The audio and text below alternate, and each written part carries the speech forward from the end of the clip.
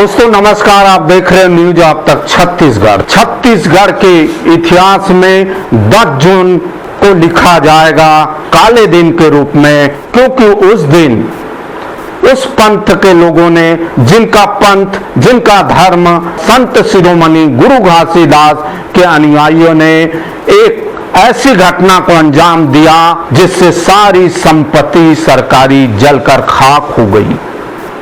ये घटना की उत्पत्ति होती है 16 मई को माकोनी गांव से।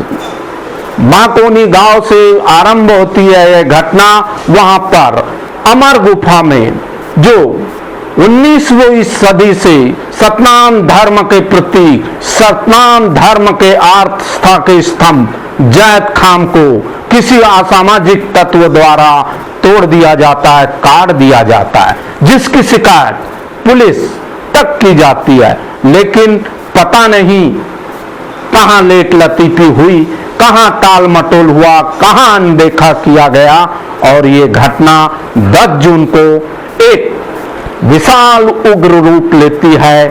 इसलिए कहना पड़ रहा है कि जिस प्रकार से बलौदा बाजार के एसपी ऑफिस और डीएम ऑफिस अर्थात कलेक्टर परिसर में उक्त दोनों ऑफिस है, वहां पर अचानक हजारों की तादाद में भीड़ प्रवेश करती है और देखते ही देखते तोड़फोड़, अफरा तफरी और आगजनी हो जाती है। और इस आगजनी से सैकड़ों वाहन जलकर खाक, हजारों फाइलें, हजारों दस्तावेज, कंप्यूटर जलकर खाक हो जाते हैं। और तब प्रशासन इस घटना को लेकर न्यायिक जांच के आदेश देती है, जबकि उस पंथ के लोग, उस समाज के लोग, सतनामी समाज के लोग बहुत दिनों से मांग कर रहे थे, लेकिन उस मांग को क्यों अनदेखा किया गया। और साथ में इस घटना को लेकर अब तो राजनीति, सियासत भी तीव्र हो चुकी है। करते रहे हैं, विभिन्न घटनाओं में जांच कमेटी का गठन होता रहा है और बलौदा बाजार में जो घटना घटी है वो दुर्भाग्यजनक है। इस तरह से पहली बार घटना घटित हुई है कि मतलब कलेक्ट्रेट में तोड़फोड़ हुआ है और इसके लिए पार्टी की तरफ से भी एक जांच कमेटी का गठन किया गया है। वो लोग जांच करके सरकार को जांच दल शासकीय तौर पे होना चाहिए और यदि पार्टी यदि कर रही है तो फिर मंत्री भी क्यों कर रहा है? मंत्री की तो कमेटी भी कैसे? तो सरकार करे।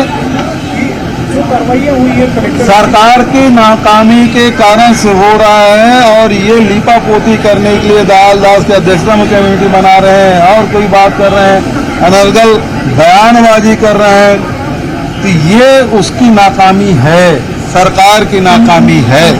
पूरे प्रदेश क्या देश में पहली घटना होगी जिसमें कलेक्ट्रेट और एसपी कार्यालय धू धू कर जल गया और कलेक्टर एसपी पीछे दरवाजे से भाग गए।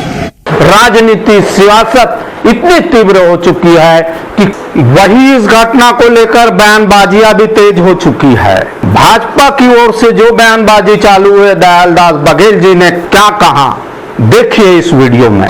मंच पे ये देवेंद्र यादव विधायक, उसका क्या काम था? उन्होंने मंच में बैठे रहा और लोगों को भड़काने का काम किया। ये पूर्व मंत्री रुद्रगुरु उस मंच में था और साथ ही साथ एक विधायक, महिला विधायक को भी मंच में, कविता प्राण लहरे, ये भी मंच में थी। और इस तरह समाज को बरगलाया गया और भड़काया गया। अब बताइए, जो आयोजन सतनामी समाज का है उसमें यादव जो विधायक है उसका क्या काम है?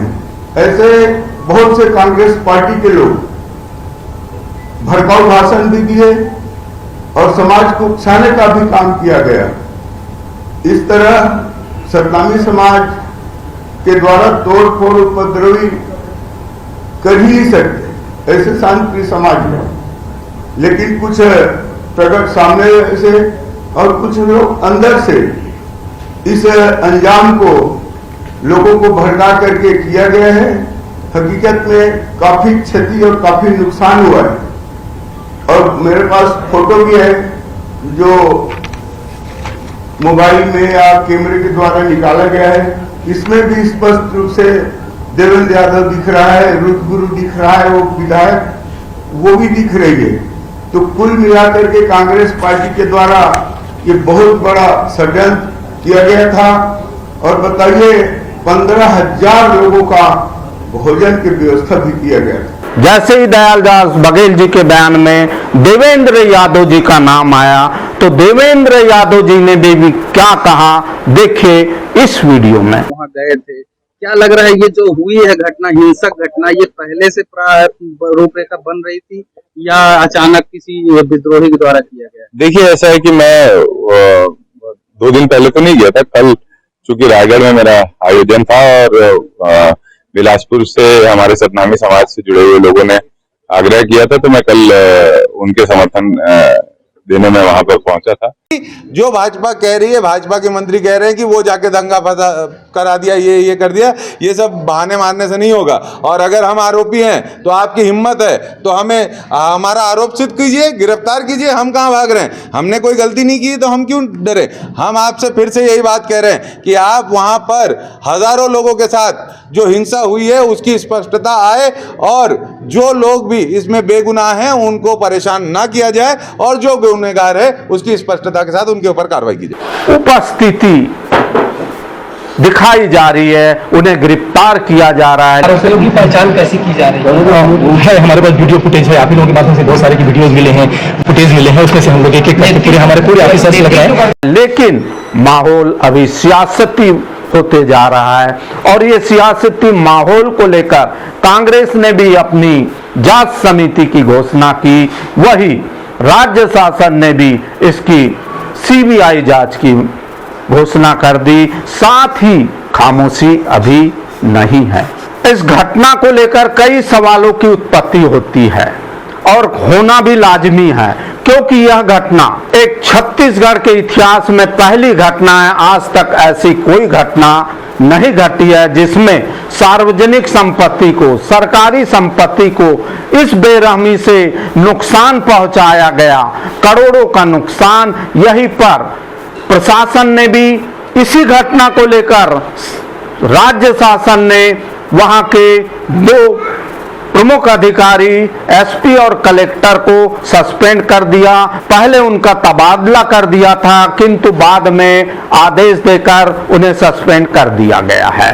बहरहाल इस घटना की शीघ्रता से और तेजी से जांच चल रही है। शायद इस घटना को अगर पहले 16 मई को ही तत्परता और तेजी से शासन प्रशासन अपना रुख अपनाती तो शायद इतने करोड़ों की क्षति नहीं होती, किंतु जो हुआ हो गया। आज तीव्रता से इस घटना को लेकर करीबन सूत्रों के हवाले से करीबन 150 लोग गिरफ्तार हो चुके हैं और इन गिरफ्तार लोगों से पूछताछ जारी है कि इस घटना का आरंभ कहां से हुआ, इस घटना को अंजाम देने के लिए कोई साजिश तो नहीं थी। बहरहाल अभी राजनीति सरगर्मियां तेज ही है। वही प्रदेश के पूर्व मुख्यमंत्री जी ने भी इस घटना को लेकर क्या कुछ कहा और कांग्रेस ने तो अपनी जांच दल का भी गठन कर दिया है। इसको लेकर भी तरह तरह की बातें सामने आई है कि कल 18 जून को प्रदेश के सभी जिलों में इस घटना को लेकर, इस घटना के संदर्भ में शासन प्रशासन की लापरवाही को लेकर संपूर्ण राज्य में एक दिवसीय प्रदर्शन का आयोजन भी किया गया। इस घटना के संदर्भ में पहले यह खबर आई थी, प्रदेश के गृह मंत्री ने इस घटना को घटने के पूर्व ही न्यायिक जांच के आदेश दिए थे, ऐसा खबरों के माध्यम से सुनने को मिला। लेकिन सवाल एक है कि क्या इस घटना को लेकर यदि राज्य शासन ने या राज्य के प्रमुख लोगों ने जो भी बयानबाजी दी है या घोषणा की थी इस घटना को लेकर जांच की, तो अगर इस घटना के पूर्व जांच की घोषणा हो चुकी थी और जांच चालू होनी थी, तो फिर 10 तारीख को प्रशासन ने क्यों उक्त घटना स्थल के आसपास लोगों को इस प्रदर्शन और आंदोलन से जुड़ी कार्यक्रम को करने की अनुमति क्यों दी? यह भी एक सवाल है। बहरहाल सवाल तो बहुत है, लेकिन इन सवालों का हल कब होगा ये देखना पड़ेगा। इस घटना को लेकर पूर्व कांग्रेस प्रदेश अध्यक्ष धनेंद्र साहू जी ने भी इस घटना को लेकर क्या बयान दिया। सरकार की जब मूक दर्शक की भूमिका बन गई थी, तो सरकार के ऊपर भी ये संदेह जाता है कि क्या सरकार जानबूझ करके ऐसे घटना को खुद ही वो अंजाम देना चाहती थी। मैंने पहले ही कहा ना प्रश्न में अपने कि इतने बड़े आयोजन का ट्रांसपोर्ट किसने किया, लोगों को गाने का, पंडाल की व्यवस्था किसने की, भोजन की व्यवस्था इतने लोगों के लिए किसके की, और पुलिस फोर्स रहते हुए भी एसपी और कलेक्ट्रेट के कार्यालय में तोड़फोड़ की गई। इस प्रकार से देखिए कि इसने क्या बयान दिया। वर्तमान में अभी गिरफ्तारियां जारी है। 2 धर्म गुरुओं के भी बयान सुनिए इस वीडियो के माध्यम से। हमें तो गिरफ्तारी देने के लिए आए थे क्योंकि अचंचल मंत्रियों ने हमारे ऊपर इल्जाम लगाया था, तो उनके पास जो कोई सबूत ही नहीं है, तो ये उनका कहना कि ये गिरफ्तारी नहीं कर सकते। तो मतलब इससे स्पष्ट साबित होता है कि तीनों मंत्रियों ने हमारे ऊपर गलत इल्जाम लगाया और समाज को, सतनामी समाज को और गिरफ्तारी को बदनाम करने का इनके द्वारा प्रयास किया जा रहा है, समाज को तोड़ने का प्रयास कर रहे हैं। जो 3 पुलिस प्रशासन को यदि चोट आएगी तो ये एक प्रकार से पुलिस प्रशासन पर हमला है। शांति बनाए रखे, कानून को अपने हाथ में।